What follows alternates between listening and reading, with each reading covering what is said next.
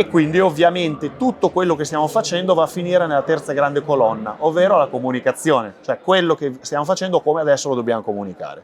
Tante cose se nascono e poi non vengono comunicate non hanno senso di esistere. Italian Wine Podcast. Chin Chin with Italian Wine People. Welcome to a new installment of On the Road Edition with Stevie Kim. This is the first of a 4-part series where Stevie discovers Wine Cube, an event created by Partesa for Wine, to look at the wine sector from the perspective of tasting, training, and communication.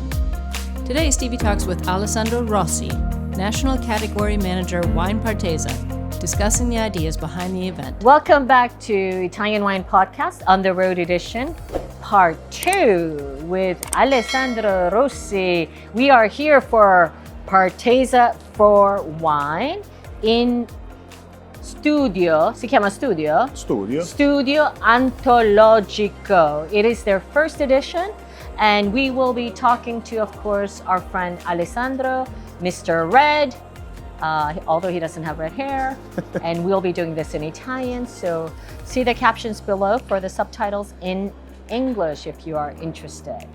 So today, ciao Alessandro. Ciao Stevie, ciao, ben trovato. Allora, questo Wine Cube, cosa vuol dire? Cosa stai facendo? Cosa state combinando? Abbiamo cercato come prima edizione di costruire questo bel contenitore, questo cubo. L'abbiamo chiamato cubo perché ha una forma geometrica che a me piace particolarmente. Il cubo è comunque un contenitore di idee, come vedi ce ne sono tante qui dentro. E però il cubo è elevato alla terza, no? Qui si prende anche la parte matematica e qui dentro la nostra intenzione è creare 3 singoli ambienti, ovvero la comunicazione, che è fondamentale per il mondo del vino, la formazione, come hai visto anche ci sono dei bravissimi degustatori che stanno tenendo delle masterclass sì, abbiamo parlato con Costantino. Perfetto, stamattina. Dopo ci sarà Eros e Marco Tonelli. Ieri ci sono stati altri 3 grandi interpreti. E poi il rapporto umano, cosa che vogliamo riprendere dopo la pandemia, quindi riportare i nostri clienti a contatto con i nostri fornitori. Quindi questa è la prima edizione, sì, giusto? Sì. Ok, allora, prima edizione e dammi qualche numero, cioè quante aziende? Allora sono circa 60 aziende oggi, comprese comunque italiane? Tutte no, ok, non tutte italiane? No, ci sono anche, la maggior parte sono quasi tutte le nostre importazioni, quindi a partire dalla Germania, dall'Austria, la Francia, la Spagna, la Slovenia, tante importazioni e tutte le nostre aziende a carattere nazionale che abbiamo comunque in portafoglio. E come sono andate, diciamo, che oggi è la seconda giornata, esatto, l'ultima giornata. Esatto. Io so che forse è un po' prematuro tirare le somme, però come è stato, diciamo, la reazione del mercato, dei partecipanti e soprattutto i produttori? Io posso dire che la prima giornata è stata al di sopra delle nostre aspettative. Abbiamo cubato più di 1500 persone, questo è un numero incredibile. La reazione da parte dei fornitori è sicuramente positiva, anche perché ritornano ad avere un contatto diretto con tutti i clienti e da parte nostra e soprattutto da parte dei clienti non si vedeva l'ora di ricominciare ad avere qualcosa di veramente tangibile, qualcosa di reale, quindi ritornare a fare un brindisi anche con persone che ormai storicamente sono diventati amici. Ma i partecipanti qua, come funziona? È solo all'invito? E anche sono solo addetti ai lavori o anche wine lovers?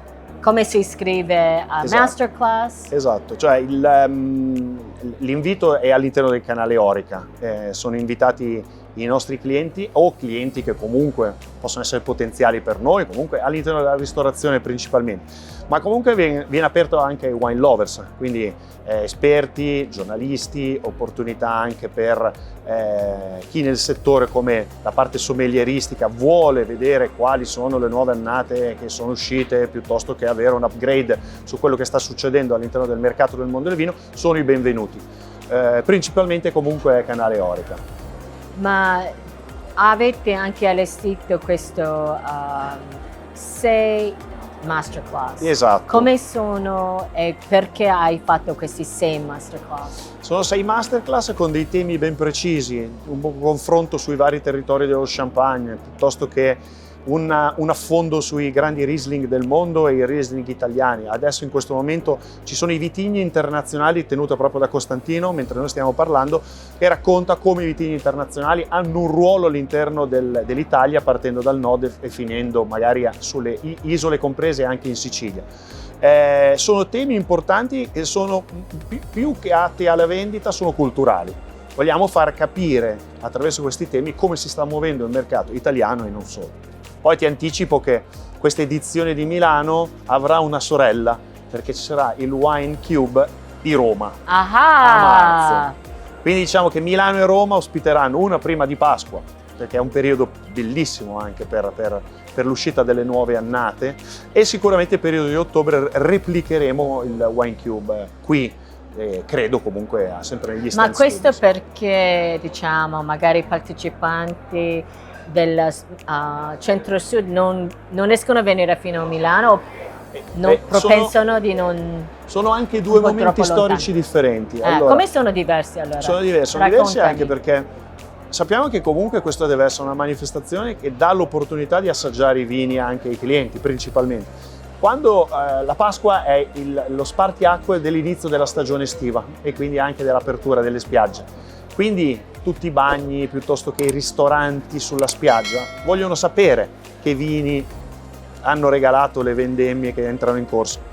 Quindi è importante per loro dargli un primo assaggio, quindi soprattutto per i vini bianchi e le bollicine nel periodo pre-estivo e per i grandi vini rossi nel periodo di ottobre. Milano è più sicuramente una città da ottobre, Roma è stupenda in quel periodo. Allora Alessandro, io ho il vostro diamantino qua davanti e qua ci sono 3 aree, nonché il vostro payoff, 3 aree di focus, che è 1 tasting, secondo formazione e terzo comunicazione. Allora questa declinazione che è un po' l'anima del Wine Cube. Esatto, giusto? le 3 colonne. Sì. Le chiamo Allora così. spiegami perché e come. Allora, il Wine Cube, come dicevamo, è un contenitore di persone dove si assaggia e quindi dove si dà l'opportunità al cliente. Quindi la parte tasting. E la tasting è questo, cioè è un pair tasting. Questo qui è un Quindi- incontro dove comunque si viene ad assaggiare il mondo del vino. Quindi intendi il walk around tasting, Esatto, dove esatto. ci sono queste Dove ci sono i famose nostri 60 produttori. aziende vostre. Esatto, quindi Ok. hanno perimetralmente ci sono tutti i produttori ben indicati e quindi si va a scegliere attraverso una piantina che viene consegnata alla reception, si va a scegliere quel vino che uno vuole assaggiare o assaggiare novità piuttosto che annate nuove. Poi abbiamo la masterclass che sarebbe la parte culturale, ovvero queste famose 6 masterclass sono necessarie per far scoprire i territori, per dare l'opportunità per scendere più in profondità su alcuni temi, su alcuni argomenti, e quindi ovviamente tutto quello che stiamo facendo va a finire nella terza grande colonna, ovvero la comunicazione, cioè quello che stiamo facendo come adesso lo dobbiamo comunicare. Tante cose se nascono e poi non vengono comunicate non hanno senso di esistere. Allora, questa Partesa per Wine, che sarebbe la vostra piattaforma nuova di comunicazione, Esatto. corretto? Esatto. Spiegaci un pochino che cosa si tratta. Partesa for Wine è siamo sbarcati sui social, quindi Ora, con ora. Instagram. Ma dopo che ci hai detto che non c'eravamo sui social, siamo sbarcati sui social. Quindi abbiamo scelto Instagram perché la comunicazione che vogliamo fare è una comunicazione completamente differente. Non scritta, ma attraverso podcast e attraverso video.